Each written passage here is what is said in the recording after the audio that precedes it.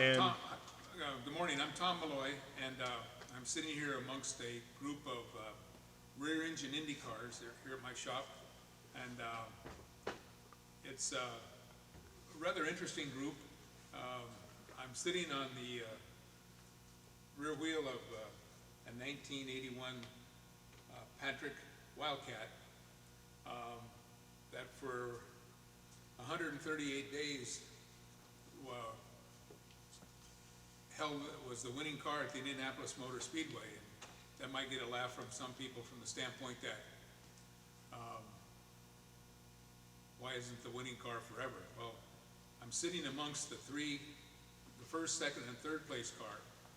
And to my left is the winning car that was driven by Bobby Unser, that being a 1981 Penske PC9. And for those of you who are really into Indy racing, 1981 was the biggest disputed win in the history of the 500.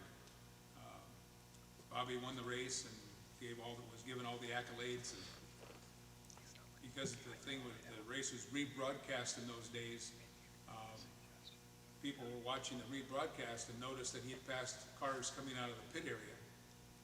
And they penalized him and demoted him to second place, moving the car that I'm sitting on into first place the next morning. It was driven by Mario Andretti. And lo and behold, I was able to buy the third place car from Vern Schuppan, who started 32nd that year and drove it all the way to third place.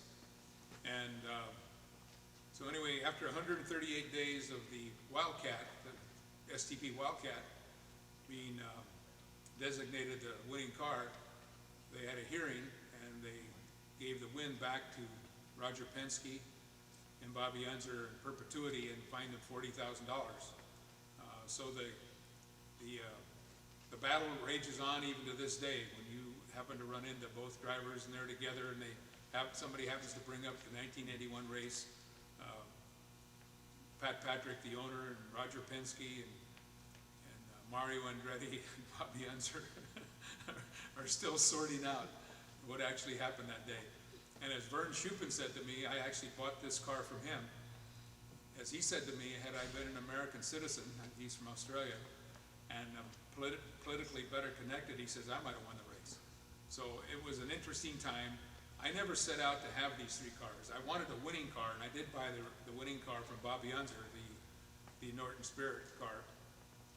And interesting thing, the minute we agreed to the price and we shook hands, he leaned over to me and he said, Penske's going to be pissed. And I said, well, what do you mean? He says, well, he built a replica car and he always wanted to trade me the replica car for the winning car that I have. And I'm sitting there, he told me, he says, what do I want a replica car for?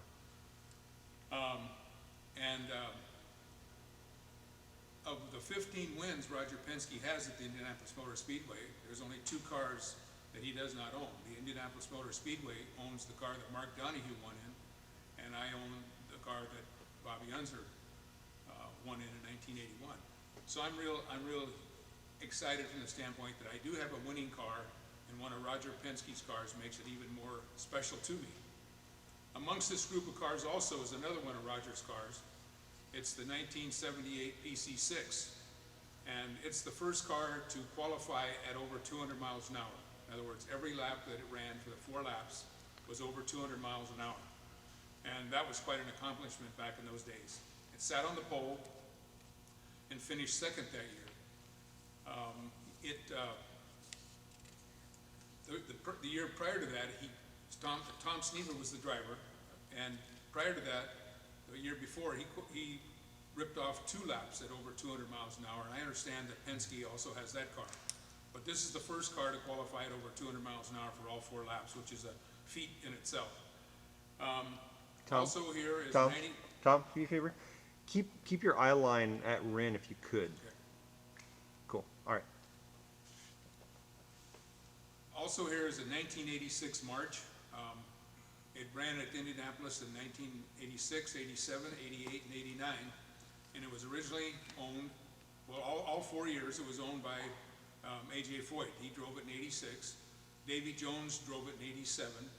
Rocky Moran drove in '88 and also and also '89. Trench Shoring Company, my primary company, was a sponsor on the car in 1988, and I was back there for the race and worked in the pits. That was one of the deals that I made with Foyt when I put the deal together, is that I actually wanted to change the right front tire, but they wouldn't let me do that, so I worked on the fuel hose.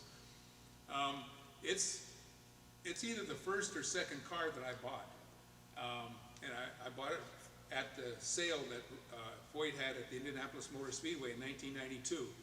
And when I heard about the sale, I sent a fellow back, who's a friend of mine in Indianapolis, who works on cars, to go over and see if the serial number was the one that I had sponsored in 1988. And sure enough, the car was there. And so I made a trip back. And not only did I buy the car, but I also bought the fuel tank that still had the Trench Shoring Company logo on it, which I have here in my shop. It's a special thing. It was the first time I ever did something crazy enough to sponsor a car back there, and I'm thrilled to have it. I actually have driven that car.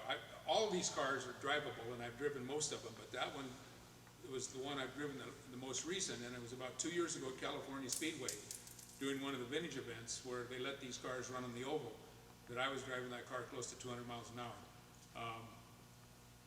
Also, here are, well, actually there's two cars, rear engine cars, that are not here. One is the second place car in 1989, driven by Jeff Ward. Stop cut. That's wrong.